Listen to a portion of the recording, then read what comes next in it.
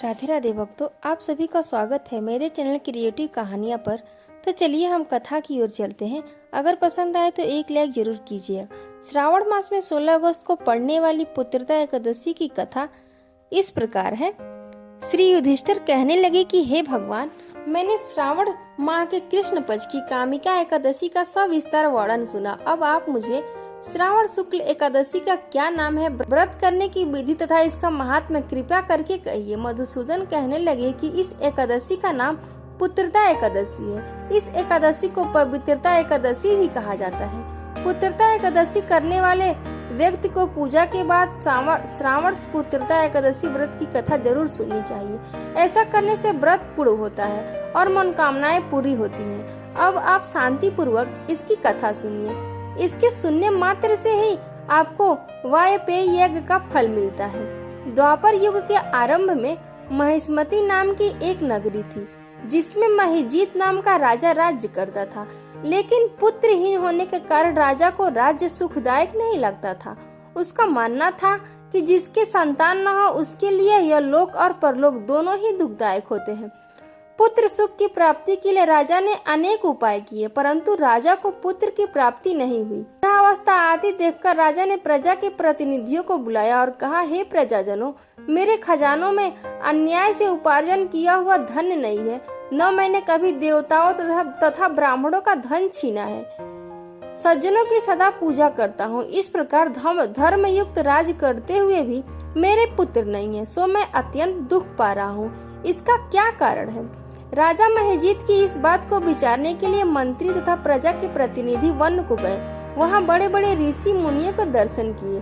राजा की उत्तम कामना की पूर्ति के लिए किसी श्रेष्ठ तपस्वी मुनि को देखते फिरते रहे। एक आश्रम में उन्होंने एक अत्यंत वयोवृद्ध धर्म के ज्ञाता, समस्त शास्त्रों के ज्ञाता महात्मा लोमस मुनि को देखा, जिनका कल्प के व्यतीत होने पर एक रोम गिरता था। सबने जाकर ऋषि को प्रणाम किया।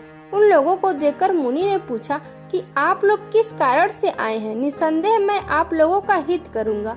मेरा जन्म केवल दूसरे के उपकार के लिए हुआ है, इसमें संदेह मत करो।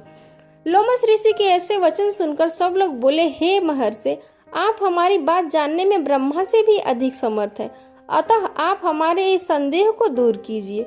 महिष्मतीपुरी का धर्मात्मा राजा महिजीत प्रजा का पुत्र के समान पालन करता है, फिर भी वह पुत्रहीन होने के कारण दुखी है।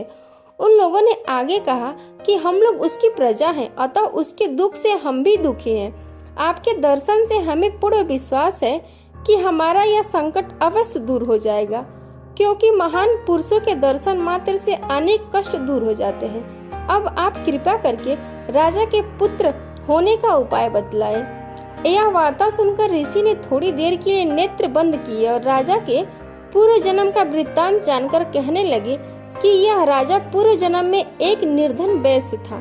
निर्धन होने के कारण इसने कई बुरे कर्म किए। यह एक गांव से दूसरे गांव व्यापार करने जाया करता था। एक समय ज्येष्ठ माह के शुक्ल पक्ष की द्वादशी के दिन मध्याह्न के समय जबकि वह 2 दिनों से भूखा प्यासा था, एक जलाशय पर जल पीने गया। उसी स्थान पर एक तत्काल ब्याही हुई प्यासी गौ जल पी रही थी।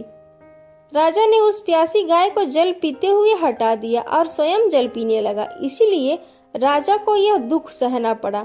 एकादशी के दिन भूखा रहने से वह राजा हुआ और प्यासी गौ को जल पीते हुए हटाने के कारण पुत्र वियोग का दुख सहना पड़ रहा है।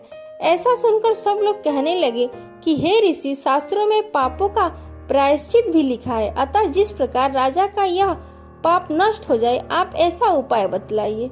लोमस मुनि कहने लगे कि श्रावण शुक्ल पक्ष की एकादशी को, जिसे पुत्रदा एकादशी भी कहते हैं, तुम सब लोग व्रत करो और रात्रि को जागरण करो। इससे राजा का यह पूर्व जन्म का पाप अवश्य नष्ट हो जाएगा, साथ ही राजा को पुत्र की अवश्य प्राप्ति होगी।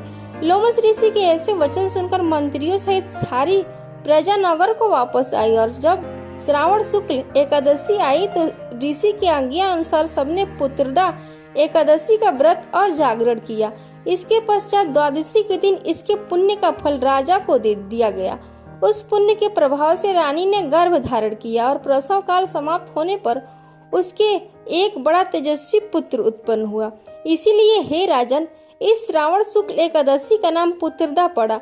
अतः संतान सुख की इच्छा हासिल करने वाले इस व्रत को अवश्य करें।